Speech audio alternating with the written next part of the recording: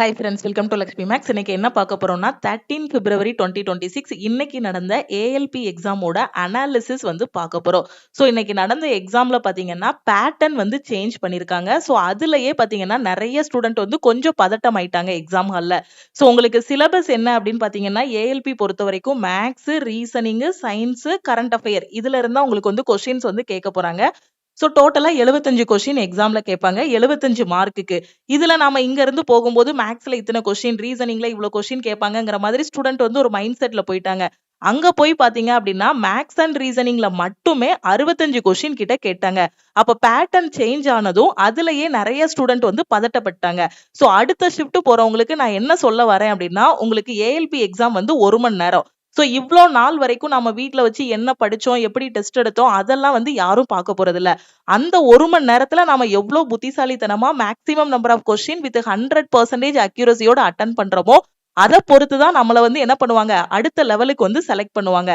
அதனால அடுத்த ஷிஃப்ட் போறவங்க உங்களுக்கு கொஸ்டின் பேப்பர் எப்படி இருந்தாலும் சரி, பேட்டர்ன் சேஞ்ச் பண்ணியிருந்தாலும் சரி, இல்ல கொஸ்டின் வந்து மாடரேட்டா இருந்தாலும் சரி, நீங்க பதட்டப்படாம அந்த 1 மணி நேரத்தை வந்து கரெக்டா காமா ஹேண்டில் பண்ணீங்க அப்படின்னா உங்களால மேக்ஸிமம் நம்பர் ஆஃப் கொஸ்டின்ஸ் வந்து அட்டன் பண்ண முடியும். ஏஎல்பி எக்ஸாம் பாத்தீங்க அப்படின்னா பிப்ரவரி 13, 16, 17, 18 இந்த தேதிகள்ல வந்து நடக்க போகுது. சோ இன்னைக்கு 13ஆம் தேதிக்கான ஷிஃப்ட் எல்லாமே முடிஞ்சிருச்சு. அடுத்து இன்னும் 3 நாள் தான் எக்ஸாம் இருக்கு. 16, 17, 18ல மட்டும் தான் எக்ஸாம் இருக்கு. சோ டோட்டலா 75 கொஸ்டின் கேட்பாங்க. 75 மார்க்குக்கு எக்ஸாம். 1 மணி நேரம் உங்களுக்கு டைம் கொடுப்பாங்க. சோ இன்னைக்கு நடந்த எக்ஸாம்ல ஓவராலா குட் அட்டெம்ப்ட் பாத்தீங்க அப்படின்னா ஒரு 55ல இருந்து 60க்குள்ள இல்லைன்னா ஒரு 50க்கு மேல. ஓகேவா? சோ ஒரு 50க்கு மேல வித் 100% அக்யூரசியோட நீங்க அட்டன் பண்ணியிருந்தாலே இது வந்து ஒரு நல்ல அட்டெம்ப்ட் தான். சோ இன்னைக்கு நடந்த எக்ஸாம்ல பாத்தீங்க அப்படின்னா உங்களுக்கு மேக்ஸ்லயும் ரீசனிங்லயும் தான் மேக்ஸிமம் நம்பர் ஆஃப் கொஸ்டின் வந்து கேட்டிருக்காங்க. இதுக்கு முன்னாடி நடந்த ஏஎல்பியை விட இந்த டைம்ல பாத்தீங்கன்னா பேட்டர்ன் வந்து சேஞ்ச் ஆகியிருக்கு. சோ மேக்ஸ் ரீசனிங்ல 65 கொஸ்டினும், சயின்ஸும் கரண்ட் அஃபேரும் சேர்த்து பாத்தீங்கன்னா ஒரு 10 கொஸ்டினும் உங்களுக்கு வந்து கேட்டிருக்காங்க. டோட்டலா 75 கொஸ்டின். இதுல மேக்ஸ் பாத்தீங்க அப்படின்னா உங்களுக்கு மாடரேட்டா இருந்திருக்கு. மேக்ஸ்ல எத்தனை கொஸ்டின் கேட்டாங்கங்கிறத அடுத்து நான் சொல்றேன். மேக்ஸ் செக்ஷன் வந்து மாடரேட்டா இருந்திருக்கு. சில கொஸ்டின் பாத்தீங்கன்னா கால்குலேட்டிவாவும் இருந்திருக்கு, ஃபார்முலா பேஸ்டும் இருந்திருக்கு.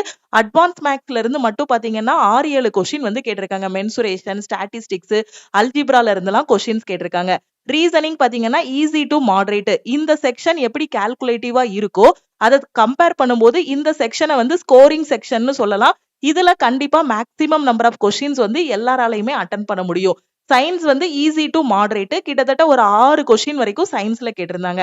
கரண்ட் அஃபேர் பாத்தீங்க அப்படின்னா உங்களுக்கு ஈஸி டு மாடரேட்டா தான் கேட்டிருக்காங்க. கடைசி 6ல இருந்து 8 மாசத்தோட கரண்ட் அஃபேர்ல இருந்து கொஸ்டின் கேட்டிருக்காங்க. கரண்ட் அஃபேர்ல ஒரு 3ல இருந்து 4 கொஸ்டின் வரைக்கும் கேட்டிருக்காங்க. ஓகே. சோ மேக்ஸ்ல பாத்தீங்க அப்படின்னா சிம்பிளிபிகேஷன்ல 3ல இருந்து 4 கொஸ்டின், ப்ராஃபிட் அண்ட் லாஸ்ல பாத்தீங்கன்னா ஒரு 3 கொஸ்டின் வரைக்கும் கேட்டிருக்காங்க. ட்ரெயின் ப்ராப்ளம்ஸ் வந்து 2, அட்வான்ஸ் மேக்ஸ் வந்து 6ல இருந்து 7 கொஸ்டின் வரைக்கும் கேட்டிருக்காங்க. மென்சுரேஷன் பாத்தீங்கன்னா 2ல இருந்து 3 கொஸ்டின், ஸ்டாட்டிஸ்டிக்ஸ் பாத்தீங்கன்னா மோடு, ரேஞ்ச் இதுல இருந்து கொஸ்டின் கேட்டிருக்காங்க. அல்ஜிப்ரால கொஸ்டின்ஸ் வந்திருக்கு. சிம்பிள் இன்ட்ரெஸ்ட்ல கொஸ்டின் கேட்டிருக்காங்க. டேட்டா இன்டர்பிரேஷன்ல வந்து கொஸ்டின்ஸ் வந்து கேட்கல. ஓகேவா? மேபி அடுத்த ஷிஃப்ட்ல டேட்டா இன்டர்பிரேஷன்ல உங்களுக்கு கொஸ்டின்ஸ் வந்து கேட்கலாம். ரீசனிங் பொறுத்த வரைக்கும் பாத்தீங்கன்னா ஃபர்ஸ்ட் ஷிஃப்ட்ல 13 பிப்ரவரி இன்னைக்கு ஃபர்ஸ்ட் ஷிஃப்ட் எழுதின ஸ்டூடெண்ட்ஸுக்கு கோடிங், டிகோடிங்ல இருந்து 10 கொஸ்டின் வரைக்கும் கேட்டிருக்காங்க. அனாலஜில பாத்தீங்கன்னா 4 கொஸ்டின். சோ சில ஸ்டூடெண்ட் வந்து 8 கொஸ்டின் சொன்னாங்க. சோ மேக்ஸிமம் பாத்தீங்கன்னா 10, 8ல இருந்து 10ன்னு வச்சுக்கலாம். Coding, decoding. அனாலஜி பாத்தீங்கன்னா 4 கொஸ்டின் வரைக்கும் இருந்திருக்கு. சீட்டிங் அரேஞ்ச்மெண்ட் 5 கொஸ்டினும், ஒரு பஸ்ஸில் வந்து கேட்டிருக்காங்க. அதுல வந்து 4 கொஸ்டினும் கேட்டிருக்காங்க. மேத்தமெட்டிக்கல் ஆபரேட்டர் பாத்தீங்கன்னா ஒரு கொஸ்டின், அதுக்கப்புறம் கோடட் பிளட் ரிலேஷன் வந்து கேட்டிருக்காங்க. ஓகே. சோ நார்மலா பிளட் ரிலேஷன் வந்து உங்களுக்கு வேர்டு வச்சு ஒரு பேராகிராஃப் மாதிரியே கேட்கல. கோடட் பிளட் ரிலேஷன்ல இருந்து ஒரு கொஸ்டின் வந்து கேட்டிருக்காங்க. ஓகே. இப்போ வந்து ரீசெண்டா இன்னைக்கு நடந்த எக்ஸாம்ல என்ன சேஞ்ச் நடந்திருக்கு அப்படின்னு பாத்தீங்கன்னா, ஏஎல்பி பொறுத்த வரைக்கும் நமக்கு எக்ஸாம் பேட்டர்ன் என்னது? சோ சிலபஸ் வந்து சேம் தான். Maths, reasoning, science, current affair இதுல இருந்தா கொஸ்டின் கேட்பாங்க. அது போக ஜெனரல் அவேர்னஸும் கொடுத்திருப்பாங்க. இதுக்கு முன்னாடி நடந்த ஏஎல்பி, போன வருஷம் நடந்த ஏஎல்பில எல்லாம் பாத்தீங்கன்னா ஹிஸ்டரி, பாலிட்டி, ஜியோகிராபி, எக்கனாமில எல்லாம் ரொம்ப கொஸ்டினே கேட்கறது கிடையாது. ஓகேவா? சோ கரண்ட் அஃபேர்னே நம்ம சொல்லிடலாம் ஜெனரல் அவேர்னஸ். சோ இதுதான் சிலபஸ். இந்த சிலபஸ்ல இருந்தா கொஸ்டின் கேட்டிருக்காங்க. ஓல்டு பேட்டர்ன் எப்படி அப்படின்னு பாத்தீங்கன்னா மேக்ஸ்ல உங்களுக்கு வந்து 20 கொஸ்டின் கேட்பாங்க. ரீசனிங்ல 25 கொஸ்டின், சயின்ஸ்ல 20 கொஸ்டின். ஏஎல்பி படிக்கிற எல்லாருமே பாத்தீங்கன்னா சயின்ஸுக்கு ரொம்ப இம்பார்ட்டன்ட் கொடுத்து வந்து படிச்சிருப்பாங்க. ஸோ சயின்ஸ்ல 20 கொஸ்டின், கரண்ட் அஃபேர்ல வந்து 10 கொஸ்டின் இப்படிங்கிற பிளான்ல தான் எல்லாருமே இன்னைக்கு எக்ஸாம் எழுத போயிருப்பாங்க. பட் இன்னைக்கு எப்படி இருந்துச்சு அப்படின்னு பாத்தீங்கன்னா, மேக்ஸ்ல 20 கொஸ்டின் கேட்க வேண்டிய இடத்துல அவங்க 28 கொஸ்டின் வந்து கேட்டிருக்காங்க. ரீசனிங்ல வெறும் 25 கொஸ்டின் தான் முன்னாடிலாம் கேட்பாங்க. ஸோ இன்னைக்கு நடந்த எக்ஸாம்ல பாத்தீங்கன்னா 37 கொஸ்டின் வந்து ரீசனிங்ல இருந்து கேட்டிருக்காங்க. சயின்ஸ்ல பாத்தீங்கன்னா 20 கொஸ்டின் வந்து எல்லாரும் அந்த எதிர்பார்ப்போட போயிருக்காங்க. போன டைம் லாஸ்ட் டைம் உள்ள எக்ஸாம் வரைக்கும் சயின்ஸ்ல 20 வரைக்கும் கேட்டிருக்காங்க. இன்னைக்கு பிசிக்ஸ், கெமிஸ்ட்ரி, பயாலஜி எல்லாம் சேர்த்தே பாத்தீங்கன்னா 7 கொஸ்டின் தான் கேட்டிருக்காங்க. கரண்ட் அஃபேர் பாத்தீங்க அப்படின்னா 3 கொஸ்டின் தான் கேட்டிருக்காங்க. இதுக்கும் பாத்தீங்கன்னா லாஸ்ட் 6 to 8 மாசத்தோட கரண்ட் அஃபேர் படிங்க. சப்போஸ் நீங்க கரண்ட் அஃபேர் படிக்கல, மேக்ஸும் ரீசனிங்கும் மட்டும் தான் மேம் நான் நல்லா படிச்சிருக்கேங்கிற ஸ்டூடெண்ட் மேக்ஸ் ரீசனிங்க அடுத்தடுத்த ஷிஃப்ட்டுக்கு நல்லா இம்ப்ரூவ் பண்ணிட்டு போங்க. இன்னும் நிறைய கொஸ்டின் வந்து பிராக்டிஸ் பண்ணுங்க. இந்த 2 செக்ஷன்ல பாத்தீங்கன்னா டைம் அதிகமா எடுத்திருக்கக்கூடியது இந்த மேக்ஸ் தான். இந்த மேக்ஸுக்கு உங்களுக்கு நல்ல பிராக்டிஸ் இருந்துச்சு அப்படின்னா இன்னைக்கு இந்த 65 கொஸ்டினுமே நீங்க வந்து அட்டன் பண்ணிருக்கலாம். மேக்ஸும் ரீசனிங்கும் நல்லா பிராக்டிஸ் பண்ணிருந்தீங்கன்னா நிறைய ஸ்டூடெண்ட் பாத்தீங்கன்னா மேக்ஸ்ல பசில்ஸையும் சீட்டிங் அரேஞ்ச்மெண்ட்டையும் பாத்தீங்கன்னா ரீசனிங்ல ஸ்கிப் பண்ணிருவாங்க. படிக்கும் போதே பாத்தீங்கன்னா நிறைய பேர் இந்த பசில்ஸ் சீட்டிங் அரேஞ்ச்மெண்ட்டை தொடரதே கிடையாது. ஆனா இன்னைக்கு இந்த பசில்ஸ் அண்ட் சீட்டிங் அரேஞ்ச்மெண்ட்ல பாத்தீங்கன்னா செட் கொஸ்டினா கேட்டாங்க. அதனாலதான் பாத்தீங்கன்னா 37 கொஸ்டின் ரீசனிங்ல வந்துருச்சு. சோ அடுத்த ஷிஃப்ட் போறவங்க இந்த பசில்ஸ், சீட்டிங் அரேஞ்ச்மெண்ட் எல்லாத்தையுமே ஸ்கிப் பண்ணிருந்தீங்க, படிக்காம இருந்தீங்க அப்படின்னா இந்த டாபிக் எல்லாமே நீங்க வந்து படிச்சுட்டு போயிருங்க. ஓகேவா? சோ இப்போ ரீசெண்டா இருக்கக்கூடிய பேட்டர்ன் வந்து இதுதான். சோ இன்னைக்கு நடந்த எக்ஸாம்ல இந்த மாதிரி தான் கொஸ்டின்ஸ் வந்து கேட்டிருக்காங்க. அதே சிலபஸ் தான், பேட்டர்ன் மட்டும் தான் கொஞ்சம் மாத்திருக்காங்க. அதனால எக்ஸாம் ஹால்ல என்ன சேஞ்சஸ் இருந்தாலும் நீங்க பதட்டப்படக்கூடாது. ஏன்னா அந்த 1 மணி நேரம்ங்கிறது உங்களோட இதை நிரூபிக்கிறதுக்கு கிடைச்ச சான்ஸ். சோ அந்த 1 மணி நேரத்தை நீங்க வந்து பதட்டப்படாம கரெக்டா ஹேண்டில் பண்ணுங்க. ஃபர்ஸ்ட் ஈஸியான கொஸ்டின் அட்டன் பண்ணுங்க. அதுக்கப்புறம் மாடரேட்டான கொஸ்டின் அட்டன் பண்ணுங்க. அதுக்கப்புறம் டைம் கன்சியூமிங்கா இருக்கக்கூடிய கொஸ்டின் அட்டன் பண்ணுங்க. சயின்ஸும் கரண்ட் அஃபேரும் நிறைய கொஸ்டின் வரலையா? ஓகே, ஒன்னும் பரவாயில்ல. நான் சயின்ஸ் தான் நல்லா படிச்சேன், ஆனா நிறைய கொஸ்டின் வரல அப்படின்னா அதை அங்க வச்சு யோசிச்சுட்டு இருந்தோம்னா அந்த 1 hour நமக்கு வேஸ்ட் தான். ஓகேவா? டைம் வேஸ்ட் ஆகிரும். சயின்ஸ்ல 7 கொஸ்டின்னா அந்த 7 கொஸ்டினை ரீட் பண்ணுங்க. ஃபர்ஸ்ட் போனதும் ஆன்சர் தெரிஞ்சா ஆன்சரை சூஸ் பண்ணுங்க. தெரியலையா ஸ்கிப் பண்ணிட்டு அடுத்த இதுக்கு போயிருங்க. அது மாதிரி கரண்ட் அஃபேரும் ஒரு 3ல இருந்து 4 கரண்ட் அஃபேர் வருது. அப்ப அதை ரீட் பண்ணுங்க. படிச்ச கரண்ட் அஃபேர் வந்துச்சுன்னா ஆன்சர் பண்ணுங்க. தெரியல அப்படின்னா அந்த கொஸ்டினை விட்டுருங்க. ஏன்னா நெகட்டிவ் மார்க் வந்து 1/3 இருக்கு.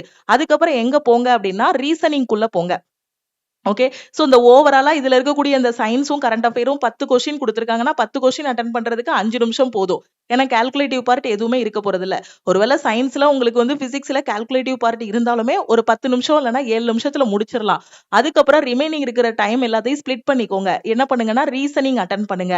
சோ ரீசனிங்ல ஈஸியா அட்டன் பண்ணக்கூடிய அனாலஜி அது எல்லாமே முடிச்சிட்டு அதுக்கப்புறமா எங்க போங்க? பசில்ஸ் அண்ட் சீட்டிங் அரேஞ்ச்மெண்ட்டுக்கு கடைசியா போங்க. ஏன்னா ஃபர்ஸ்டே பசில்ஸ் அண்ட் சீட்டிங் அரேஞ்ச்மெண்ட் எடுத்து வச்சுட்டு அதுல வந்து 2 பாசிபிலிட்டி வருது. ஒரு சர்க்குலர் அரேஞ்ச்மெண்ட் வருது. அதுல 2 பாசிபிலிட்டி வருது அப்படின்னா அந்த 2 பாசிபிலிட்டிலயும் ஆன்சர் வராது. சில பேர் பாத்தீங்கன்னா 2 பாசிபிலிட்டிக்கு 2 டயகிராம் வரைய மாட்டேங்கிறாங்க. ஒரே டயகிராம்லயே பாசிபிலிட்டி அப்படியே அதுக்கு மேலேயே ஓவர் ரைட் பண்ணி அந்த பஸ்லயே என்ன பண்ணிடுறாங்க? கன்ஃபியூஸ் பண்ணி விட்டுறாங்க. உங்களுக்கு 2 பாசிபிலிட்டி வருது. சீட்டிங் அரேஞ்ச்மெண்ட்டுக்கா இருக்கட்டும், பசில்ஸுக்கா இருக்கட்டும் 2 பாசிபிலிட்டி 3 பாசிபிலிட்டி வருது அப்படின்னா 3 பாசிபிலிட்டிக்குமே நீங்க வரைங்க டயகிராம். ஒரு 2வது ஸ்டெப் 3வது ஸ்டெப்ல ஒரு பாசிபிலிட்டி கேன்சல் ஆகும். ஒரு 4வது ஸ்டெப் 5வது ஸ்டெப் போகுது அப்படின்னா இன்னொரு பாசிபிலிட்டி கேன்சல் ஆகும். சப்போஸ் உங்களுக்கு அந்த பசில் வந்து மாடரேட்டா கேட்கறான் அப்படின்னா கடைசி பாசிபிலிட்டிக்கு கடைசி வரியை நீங்க ரீட் பண்ணும்போது தான் என்ன ஆகும்? இன்னொரு பாசிபிலிட்டி வந்து கேன்சல் ஆகும். அப்ப அதுக்கு மேலேயே நீங்க வந்து எழுதி வச்சிட்டீங்கன்னா உங்களுக்கு பாக்குறதுக்கு கன்ஃபியூஸா இருக்கும். 3 பாசிபிலிட்டி 4 பாசிபிலிட்டி வருது அப்படின்னா பாசிபிலிட்டியை கரெக்டா போட்டுட்டு அப்படியே பிளேஸ் பண்ணிட்டீங்க அப்படின்னா ஒரு 5 நிமிஷம் இதுக்கு ஸ்பெண்ட் பண்ணீங்கனாலும் இதுல 5 மார்க் இருக்கு. ஒரு பஸ்ல சால்வ் பண்ணிட்டீங்கன்னா 5 மார்க் இருக்கு. ஓகேவா? அதனால பாசிபிலிட்டி வருது அப்படின்னா பாசிபிலிட்டி டயகிராம் வந்து வரைஞ்சுக்கோங்க. 3 பாசிபிலிட்டி வருதுன்னா 3 இது போடுங்க. எப்படியும் ஒரு 2 எலிமினேட் ஆகிரும். கடைசி உறுதியா கான்பிடென்ட்டா ஒன்னே தான் மிச்சம் இருக்கும். அதுல பிளேஸ் பண்ணி 5 கொஸ்டினுக்கும் ஆன்சர் பண்ணிடலாம். ஓகே. சோ மேக்ஸ் பாத்தீங்க அப்படின்னா நான் சொல்லிட்டேன் உங்களுக்கு. ஃபார்முலா பேஸ்டா தான் இருந்திருக்கு. டைம் கன்சியூமிங்கா இருந்திருக்கு. பேப்பர் பென் எடுத்தாதான் சால்வ் பண்ண முடியும். ஓகேவா? சோ ஏன்னா பார்த்த உடனே ஆன்சர் பண்ற மாதிரி கொஸ்டின்ஸ் இல்ல. பேப்பர் பென் எடுத்தா மட்டும் தான் சால்வ் பண்ற மாதிரி இருந்துச்சு. ஃபார்முலா அப்ளை பண்ற மாதிரியும் கொஸ்டின் இருந்துச்சு. கொஞ்சம் கால்குலேட்டிவாவும் இருந்துச்சு. நீங்க மேக்ஸ் ரீசனிங்க்கு இன்னும் நல்லா பிராக்டிஸ் பண்ணுங்க. இன்னும் 3 நாள் கழிச்சு தான் அடுத்த ஷிஃப்ட் வரப்போகுது. சோ இந்த 3 டேஸ்ல மேக்ஸ்ல அல்ஜிப்ரால இருக்கக்கூடிய ஃபார்முலாஸ் எல்லாத்தையுமே ரிவிஷன் பண்ணுங்க. அந்த கான்செப்ட், ஷார்ட்கட்ஸ் எல்லாத்தையுமே ரிவைஸ் பண்ணுங்க. அதே மாதிரி சிம்பிளிபிகேஷன் கொஸ்டினை ஃபர்ஸ்ட் அட்டன் பண்ணுங்க மேக்ஸ்ல. ஓகேவா? ரீசனிங் ஓகே, இந்த மேக்ஸ்ல டைம் கன்சியூமிங் ஆலையோ இல்லைன்னா இந்த கால்குலேட்டிவ் ஆலையோ இந்த ஃபார்முலாவாலையோ கொஸ்டின்ஸ் வந்து உங்களால மேக்ஸிமமா அட்டன் பண்ண முடியல அப்படின்னா இந்த ரீசனிங் செக்ஷன் வந்து உங்களை காப்பாத்திரும். ஸ்கோரிங் செக்ஷனா இருக்கும். ஓகேவா? இதுவும் பாத்தீங்கன்னா பசில்ஸ் அண்ட் சீட்டிங் அரேஞ்ச்மெண்ட் நல்லா படிச்சிருந்தீங்கன்னா ஓகே, இந்த டாபிக்கை ஸ்கிப் பண்ணிடாதீங்க. பசில்ஸ் அண்ட் சீட்டிங் அரேஞ்ச்மெண்ட் படிச்சிருங்க. சயின்ஸை பொறுத்த வரைக்கும் பிசிக்ஸ், கெமிஸ்ட்ரி, பயாலஜி கொஞ்சம் கான்செப்ட் ஓரியன்டா கொஸ்டின்ஸ் வந்து கேட்டிருக்காங்க. ஓகே, சோ கொஸ்டின் பாத்தீங்க அப்படின்னா which is not a displacement ரியாக்ஷன்ங்கிற கொஸ்டின் ஒன்னு கேட்டிருந்தாங்க. ஹெட்ரோஜீனியஸ் ப்ராப்பர்ட்டில இருந்து ஒரு கொஸ்டின் கேட்டிருக்காங்க. அதுக்கப்புறம் கனெக்டிவ் டிஷ்யூனா என்ன அப்படிங்கிற மாதிரி ஒரு கொஸ்டின் வந்து கேட்டிருக்காங்க. சோ கரண்ட் அஃபேர் வந்து 3 கொஸ்டின் தான் வருது, 3ல இருந்து 4 கொஸ்டின் தான் வருது. ஏற்கனவே கரண்ட் அஃபேர் படிச்சிருந்தீங்கன்னா கடைசி 6 மாசத்தோட கரண்ட் அஃபேரை ரிவைஸ் பண்ணுங்க. இப்ப அடுத்த எக்ஸாம் பாத்தீங்கன்னா 16ஆம் தேதி தானே உங்களுக்கு. சோ அப்போ 3 நாள் தான் டைம் இருக்கு. 3 நாளைக்குள்ள 6 மாசத்தோட கரண்ட் அஃபேரோ 8 மாசத்தோட கரண்ட் அஃபேரோ படிக்க முடியாது. அப்ப வெறும் 3ல இருந்து 4 கொஸ்டின் தான் வருது. இது வரைக்கும் நீங்க கரண்ட் அஃபேர் படிக்கல அப்படின்னா என்ன பண்ணுங்க, புதுசா உட்காந்து படிக்க ஆரம்பிக்காதீங்க. 3 நாள்ல நம்மளால கரண்ட் அஃபேரை முடிக்க முடியாது. சோ என்ன பண்ணுங்கன்னா அடுத்த ஷிஃப்ட் போறவங்க மேக்ஸையும் ரீசனிங்கையும் நல்லா பிராக்டிஸ் பண்ணிட்டு போங்க. ஸ்பீடு வர்ற மாதிரி ஓகே. சோ ஸ்பீடு, அக்யூரசி இது ரெண்டும் வர மாதிரி பிராக்டிஸ் பண்ணுங்க. ஏன்னா 75ல 65 மார்க் இதுக்குள்ள இருக்கு. மேக்ஸுக்குள்ளயும் ரீசனிங்குள்ளயும் இருக்கு. இம்பார்ட்டன்ட் கரண்ட் அஃபேர் மட்டும் ஜஸ்ட் ரிவைஸ் பண்ணிட்டு போங்க. ஏன்னா இந்த 3ல இருந்து 4 கொஸ்டினை நம்ம வந்து ஒரு இம்பார்ட்டன்ட் கரண்ட் அஃபேர் படிக்கும்போது ஒரு 4க்கு 2 கொஸ்டின் வந்துச்சுன்னா கூட ஓகே தான் லாஸ்ட் மினிட்ல. அதனால வளவலன்ட்டு 6 மாசத்தோட கரண்ட் அஃபேர் படிக்காம இம்பார்ட்டன்ட் கரண்ட் அஃபேர் மட்டும் இப்ப லாஸ்ட் மினிட்ல அடுத்த ஷிஃப்ட் போறவங்க படிங்க. மேக்ஸ் ரீசனிங்க நல்லா படிச்சுக்கோங்க. கண்டிப்பா எல்லாரும் மேக்ஸ் ரீசனிங் நல்லா பிராக்டிஸ் பண்ணிருப்பீங்க. சோ சயின்ஸ்ல வந்து 7 கொஸ்டின் வருது. பிசிக்ஸ், கெமிஸ்ட்ரி, பயாலஜி எல்லாமே மிக்சடா தான் வருது.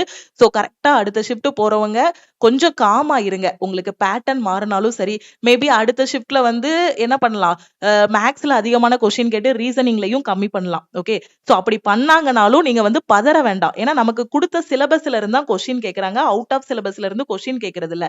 நமக்கு எக்ஸாம் ஈஸியா இருந்துச்சு அப்படின்னா மத்தவங்களுக்கு ஈஸியா இருக்கும். நமக்கு எக்ஸாம் டஃபா இருக்குன்னா மத்தவங்களுக்கும் டஃபா இருக்கும். நமக்கு பேட்டர்ன் சேஞ்ச் ஆயிருக்கு அப்படின்னா எல்லாருக்குமே பேட்டர்ன் சேஞ்ச் ஆயிருக்கும். அந்த பேட்டர்ன் சேஞ்ச் ஆனதை பார்த்து எல்லாரும் பதட்டப்படுறாங்க அப்படின்னா நாம பதட்டப்படக்கூடாது. அந்த இடத்துல நாம காமா இருந்துட்டோம் அப்படின்னா நமக்கு தான் சக்சஸ். கரெக்டா ஒரு நிமிஷம் கரெக்டான ஒரு டெசிஷன் எடுத்துருங்க. அந்த 1 மணி நேரம் இருக்கு, பேட்டர்ன் சேஞ்ச் ஆயிருக்கு, நம்ம எதிர்பார்த்துட்டு போன பேட்டர்ன் அங்க இல்ல.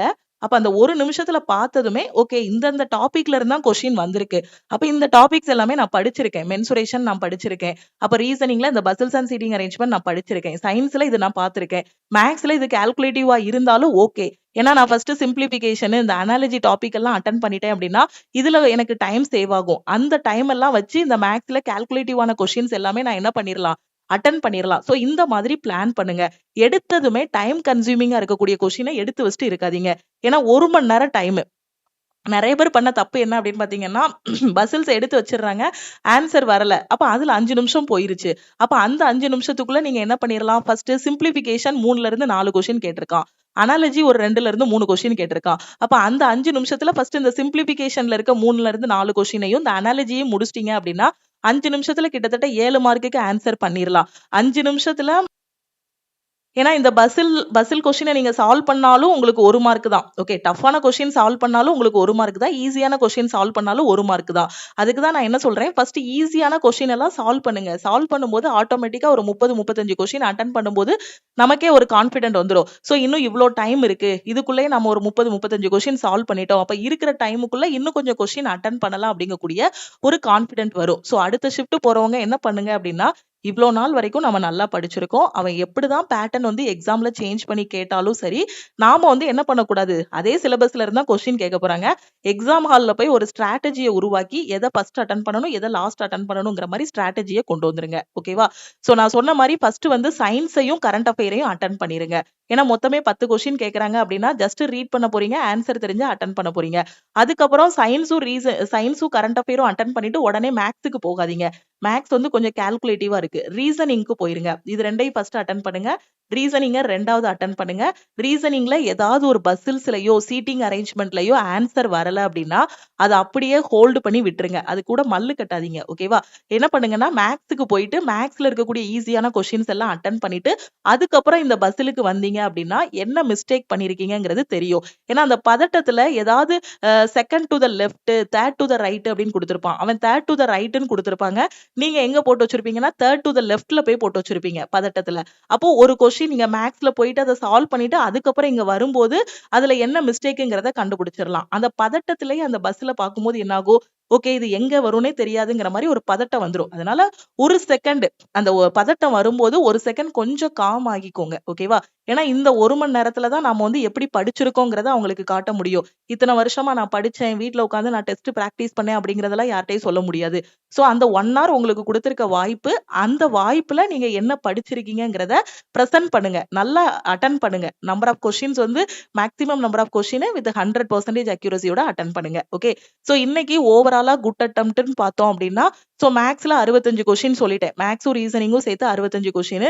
சோ இதுல நீங்க நல்ல பிராக்டிஸ்ல இருக்கீங்க, ஃபார்முலாஸ் எல்லாமே படிச்சிருக்கீங்க அப்படின்னா, ஒரு 55 வரைக்கும் அட்டெண்ட் பண்ணலாம். ஓகே. டாப்பர் வந்து 60மே அட்டெண்ட் பண்ணியிருக்காங்க. ஒரு ஆவரேஜ் ஸ்டூடண்ட் பாத்தீங்கன்னா ஒரு 50 கொஸ்டின் வரைக்கும் அட்டெண்ட் பண்ணலாம். ஆவரேஜ் ஸ்டூடண்ட் வந்து ஒரு 50 வரை அட்டெண்ட் பண்ணலாம். இன்னும் கொஞ்சம் நல்லா படிச்சிருக்கீங்கன்னா ஒரு 55 வரை இதுலயே நீங்க அட்டெண்ட் பண்ணிரலாம். கரண்ட் அஃபேர் பொறுத்த வரைக்கும் அந்த 6 மாசத்தோட கரண்ட் அஃபேர் படிச்சிருந்தீங்கன்னா, அந்த 3 கொஸ்டினும் அட்டெண்ட் பண்ணியிருக்கலாம். கரண்ட் அஃபேர் படிக்காத ஸ்டூடண்ட்க்கு அது டஃப்பா தான் இருந்துச்சு. சயின்ஸும் அதே மாதிரி தான். பிசிக்ஸ், கெமிஸ்ட்ரி, பயாலஜி வந்து கான்செப்ட் ஓரியன்டடா படிச்சிருந்தீங்கன்னா, அந்த 7க்கு ஒரு 5 கொஸ்டின் வரைக்கும் நீங்க வந்து அட்டெண்ட் பண்ணியிருக்கலாம். ஓவராலா குட் அட்டெம்ப்ட் நான் சொல்லிட்டேன். 50க்கு மேல நீங்க அட்டெண்ட் பண்ணியிருந்தாலே 100% அக்யூரசியோட அட்டெண்ட் பண்ணியிருந்தாலே அது வந்து ஒரு நல்ல அட்டெம்ப்ட் தான். ஓகேவா? சோ ரயில்வே வந்து எப்போ பேட்டர்ன மாத்துவாங்கன்னு தெரியாது. பட் சிலபஸை எப்பவுமே மாத்த மாட்டாங்க. அத மைண்ட்ல வச்சுக்கோங்க. ஓகேவா? சோ சிலபஸ் மாறல. என்ன படிச்சுட்டு போனோமோ அதுல இருந்து தான் கொஸ்டின் கேட்டிருக்காங்க. நம்பர் ஆஃப் கொஸ்டின்ஸ் தான் வேரி ஆயிருக்கு. இதே மாதிரி நம்ம வந்து அடுத்து என்டிபிசி எக்ஸாம்லயும் மேபி சில சேஞ்சஸ் எக்ஸ்பெக்ட் பண்ணலாம். குரூப் டிலயும் சேஞ்சஸ் வந்து எக்ஸ்பெக்ட் பண்ணலாம் பேட்டர்ன்ல. அதனால நீங்க இப்பவே தயாராகிக்கோங்க. ஓகே. அது மாதிரி அடுத்த ஷிஃப்ட் போறவங்க இதே மாதிரி தான் நம்பர் ஆஃப் கொஸ்டின் கேட்பாங்கன்னு சொல்ல முடியாது. மேபி அடுத்த ஷிஃப்ட்டுக்கு கொஞ்சம் முன்ன பின்ன வரலாம். மேக்ஸ்ல வந்து ஒரு 32 கொஸ்டின் கேட்டுட்டு ரீசனிங்ல ஒரு 32 கொஸ்டின் கேட்கலாம். 32, 33 கொஸ்டின் வரைக்கும் கேட்கலாம். அப்ப அந்த இடத்துலயும் நம்ம பதறக்கூடாது. கரெக்ட்டா அந்த 1 ஹார வந்து கரெக்ட்டான இதுல வந்து இது பண்ணிட்டீங்க அப்படின்னா, ஈஸியா அந்த சிபிடி 1 வந்து கிளியர் பண்ணிரலாம். ஓகேவா? சோ அடுத்த ஷிஃப்ட் போறவங்க இன்னும் நல்லா படிங்க. மேத்ஸ், ரீசனிங்க நல்லா பார்த்துட்டு போங்க. ஓகேவா? அடுத்த ஷிஃப்ட் போறவங்க இந்த 3 நாள் உட்கார்ந்து மேத்ஸ், ரீசனிங்க நல்லா படிங்க. நான் இப்பதான் மேம் ரயில்வே படிச்சிட்டு இருக்கேன், எஸ்எஸ்சி படிச்சிட்டு இருக்கேன். எனக்கு எங்க இருந்து படிக்கணும், எப்படி படிக்கணும்னு தெரியலங்கிற ஸ்டூடண்ட் நம்ம லக்ஷ்மி மேக்ஸ் ஆப்ல ஆல் இன் ஒன் கோர்ஸ் வந்து குடுத்திருக்கோம். இந்த கோர்ஸ்ல ஜாயின் பண்ணிட்டு உங்களோட பிரிப்பரேஷன ஸ்டார்ட் பண்ணுங்க.